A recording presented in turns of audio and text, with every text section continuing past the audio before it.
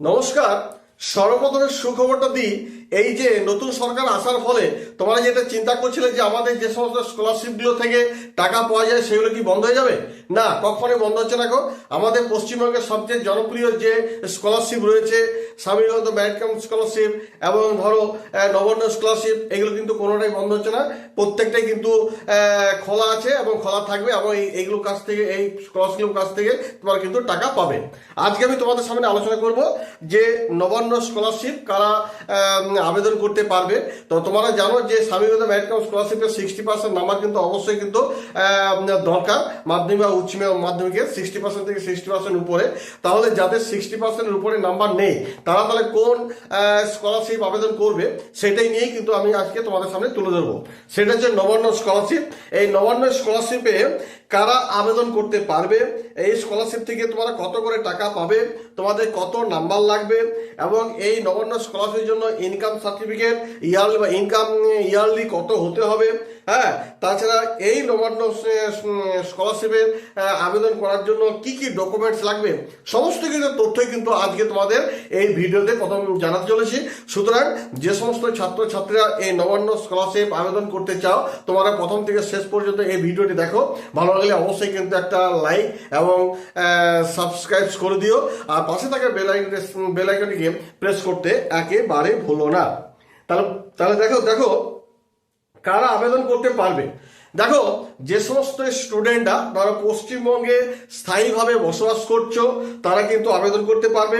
তাছাড়া পশ্চিমবঙ্গের স্কুল কলেজে যারা পড়াশোনা করছো, বা অর্থাৎ রাজ্য সরকারের যারা বোর্ডে তোমরা পড়াশোনা করছো, তারা প্রত্যেকেই কিন্তু এই নবান্ন স্কলারশিপে তোমরা আবেদন করতে পারবে। আর তাছাড়াও তোমরা ধরো কারা আবেদন করতে পারে, যারা মাধ্যমিক পাস করে গেলে এবং 11 ভর্তি হয়েছে বা 11-12 তারা নবান্ন স্কলারশিপ আবেদন করতে পারবে। যারা ধরো উচ্চ মাধ্যমিক পাস করলে কলেজে পড়াশোনা করছো, তোমারও নবান্ন স্কলারশিপে আবেদন করতে পারবে। বা কলেজে হয়তো first year, second year, third ইয়ার পড়ছো, হ্যাঁ, অর্থাৎ ইউজি বা পিজি যারা পড়াশোনা করছো, সকলেই কিন্তু এই নবান্ন স্কলারশিপে আবেদন করতে পারবে। এবার তোমাদের বলে দিই যে কত নাম্বার লাগবে সেটা কিন্তু তোমাদের জানতে হবে।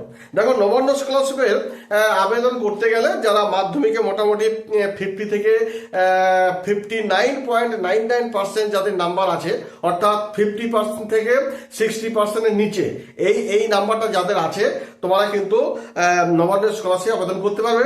নাম্বার হিসেবে বলতে পারি যে 350 থেকে 419 মাধ্যমিক যাদের নাম্বার থাকবে, তোমরা কিন্তু নবান্ন স্কলারশিপে আবেদন করবে।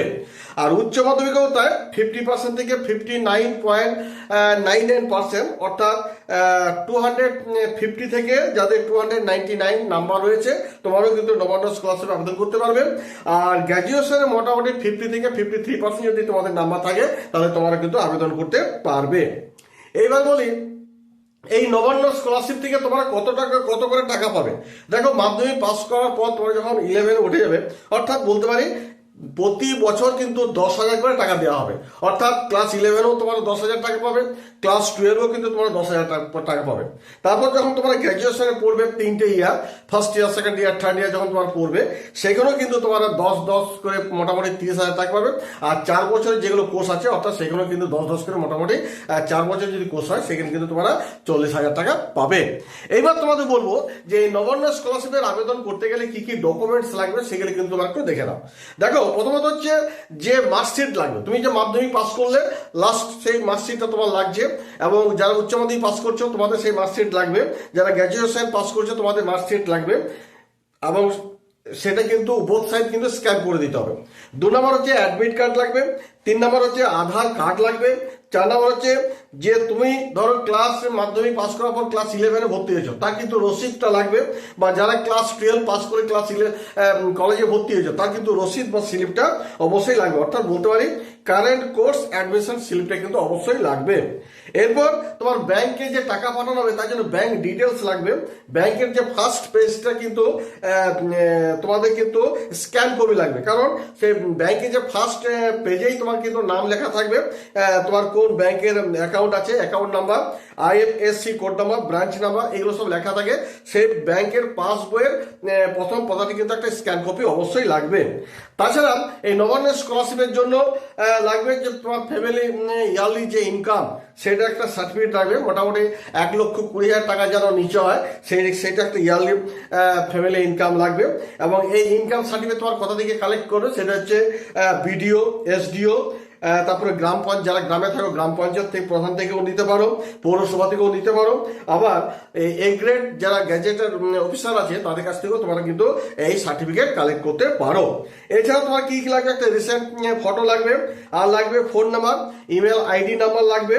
আর তোমাদের যদি কোনো এসসি এসটি এইগুলো যদি ওবিসি এই সার্টিফিকেট যদি থাকে তাহলে সেটাও কিন্তু তোমাদের লাগবে।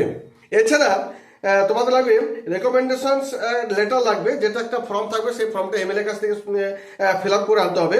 আর একটা সেলফ ডিক্লারেশন একটা কিন্তু লাগবে। তাহলে এইগুলো তোমাদের লাগছে। তো যাই হোক, এখন কিন্তু নবান্ন স্কলারশিপের কোনো আবেদন প্রক্রিয়া কিন্তু শুরু হয়নি। যখন শুরু হয়ে যাবে আবার নতুন করে যদি কোনো চেঞ্জ আসে তাহলে কিন্তু তোমাদের সামনে সেইগুলো পরবর্তী ক্ষেত্রে একটা ভিডিও করে তুলে ধরবো। তো আপাতত মোটামুটি ধরে নাও যে নবান্ন স্কলারশিপ কারা কারা আবেদন করতে পারবে সেটা তো বলেই দিলাম, এবং তার জন্য কি কি লাগছে সেটাও বললাম। এরপর পরবর্তী ক্ষেত্রে যখন আবেদন প্রক্রিয়া চালু হয়ে যাবে তখন কিন্তু আরেকটা ভিডিও করে তোমাদের ডিটেলস আরেকবার জানিয়ে দেবো। যাই হোক, পরিশেষে বলি, যদি আমার ভিডিওটি একটু হলে যদি ভালো লেগে থাকে অবশ্যই কিন্তু লাইক করে দিও। আর যারা ফেসবুক থেকে দেখবে তোমাদের কিন্তু অবশ্যই বলে দেবো যে তোমরা কিন্তু ফলো এবং লাইক করে দিও। ধন্যবাদ।